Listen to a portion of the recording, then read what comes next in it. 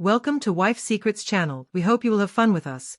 Enjoy watching. The situation was more harrowing than I could have ever anticipated. After an exhausting day filled with cleaning, ironing, cooking, and assisting my 13-year-old daughter Freya with her homework, I found it nearly impossible to keep my eyes open. As I finally glanced at the clock, I realized it was well past 11 p.m. and fatigue had enveloped me, luring me into B***D. However, my brief respite was abruptly interrupted by piercing screams that shattered the stillness of the night. It was Arthur, Freya's best friend, who had come over for a sleepover, and my heart raced as I contemplated the reasons behind her terror and the frantic barking of Shadow, our family's pinball, echoing from down the hall. I flung open Freya's B***room door to find Arthur standing in the hallway, her eyes wide with fear. "What's going on?" I demanded, my voice quivering with anxiety. "It's Freya," Arthur gasped. "She's hurt." "Shadow, I think he hurt her," without a moment's hesitation. I dashed to Freya's room, my heart pounding with dread. The scene that awaited me was nothing short of devastating. Freya lay on her B***D, her white nightgown drenched in blood. Tears streamed down my face as I succumbed **D to uncontrollable sobs, while Shadow growled ominously at the foot of the B***D. "Freya, what transpired?" I whispered. Yet Freya remained silent, her only response being her sobs. Arthur, positioned behind me, trembled with fear as he stuttered, "It was Shadow." He recounted how he had seen Shadow atop her, and how he had attempted to intervene, only to be nearly bitten himself. My mind reeled at the possibility that Shadow, our once loyal companion, could have harmed Freya. The notion was unfathomable, yet the evidence lay starkly before me. Freya's bloodied nightgown, her tears, and Arthur's shaken account. Shadow had always been our guardian, the one who ensured our safety, but now it was evident that something had gone horribly awry. I knelt beside my daughter, cradling her gently, and whispered that we needed to get her to the hospital, brushing her hair away from her face. However, my thoughts were clouded with disbelief and confusion regarding the reasons behind Shadow's attack on Freya. Arthur remained silent in the doorway, visibly shaken, recounting how he had awakened to Freya's cries and witnessed the horrifying scene. "I feared for her life," she murmured, her voice trembling. As I glanced at Shadow, still growling, a wave of nausea washed over me, compelling me to act quickly. Instead of heading to the hospital, I hurriedly placed Freya in my car and drove directly to Dr. Isabella as our family doctor and a close friend.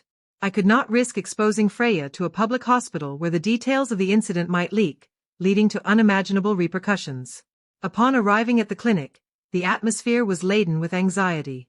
I stood by feeling utterly powerless as Isabella examined Freya with meticulous care and a look of deep concern. The silence that enveloped us between her inquiries and observations was almost unbearable, causing my stomach to churn at last. Dr. Isabella's voice pierced through the oppressive, quiet Maddie. "There is severe trauma.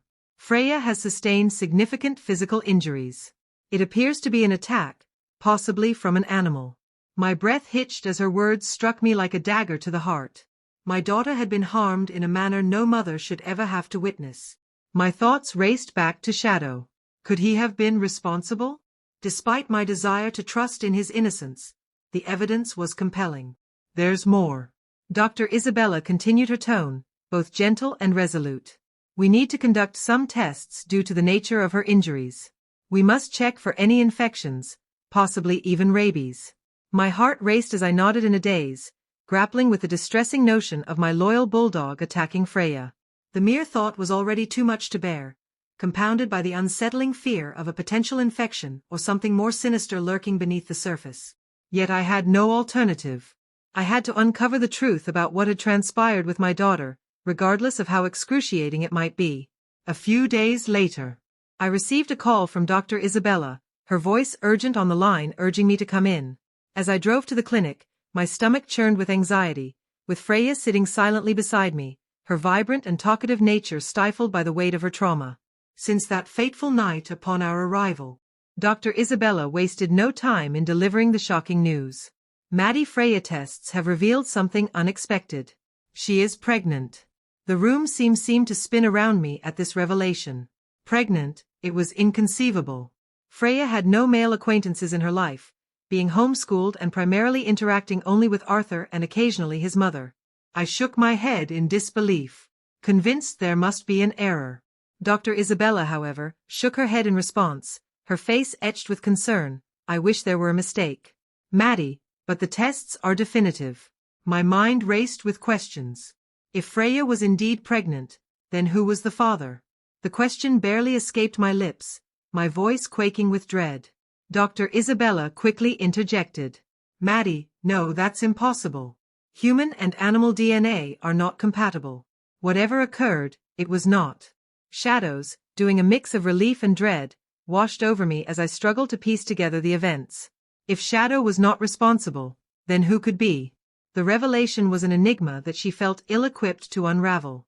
It was Freya who ultimately broke the stillness one evening while they were seated together in the living room with a hesitant tone.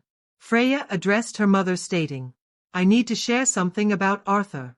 I turned my attention to my daughter, my heart racing with anxiety. Freya had remained unusually silent since the incident, and the fear reflected in her eyes was palpable. "Arthur isn't who we believed her to be," she murmured, her voice trembling. "Arthur's real name is Oscar, and he is a boy, not a girl." I was taken aback, struggling to comprehend her words. "What do you mean?" I inquired. As she continued, "That night, he hurt me. Mom. It wasn't Shadow. Shadow was trying to protect me." The truth crashed over Maddie like a powerful wave, revealing that it was not Shadow who had assaulted Freya, but rather Arthur or Oscar who had been masquerading as a girl. A wave of nausea washed over me as I grasped the seriousness of the situation all along. Arthur had been leveraging their friendship to draw closer to Freya, and that night the circumstances had spiraled out of control. The storm outside mirrored the turmoil, raging within my mind the shocking truth about Arthur. Oscar completely shattered her trust in everything, but the nightmare was far from over. On a stormy night, Freya's screams pierced through the house, once more, jolting me awake with my heart pounding.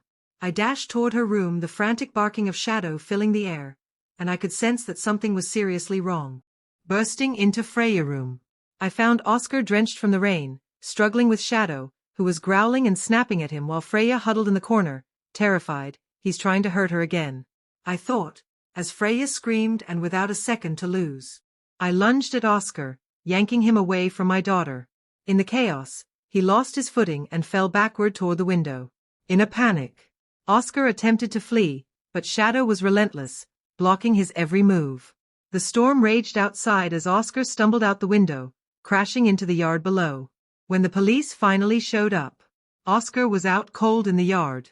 I held Freya tight, my heart racing as she shared the terrifying details of the night. With Oscar gone and his secrets laid bare, the house felt eerily quiet. A few days later, as things started to calm down, Freya woke up in the middle of the night, doubled over in pain. I rushed her to Dr. Isabella, who delivered the heartbreaking news. Freya had lost the baby. It was a crushing blow, but somehow it opened the door for both of us to start healing. The nightmare was behind us, and we could finally begin to rebuild our lives. Shadow, the bulldog everyone thought was a threat, had actually become Freya's guardian. I felt terrible for misjudging him. He had saved her life, and I would always be thankful for that.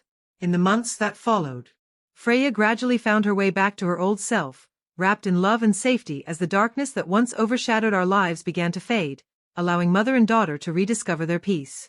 Don't forget to subscribe, like and comment if you enjoyed this story. This will help us create more engaging stories.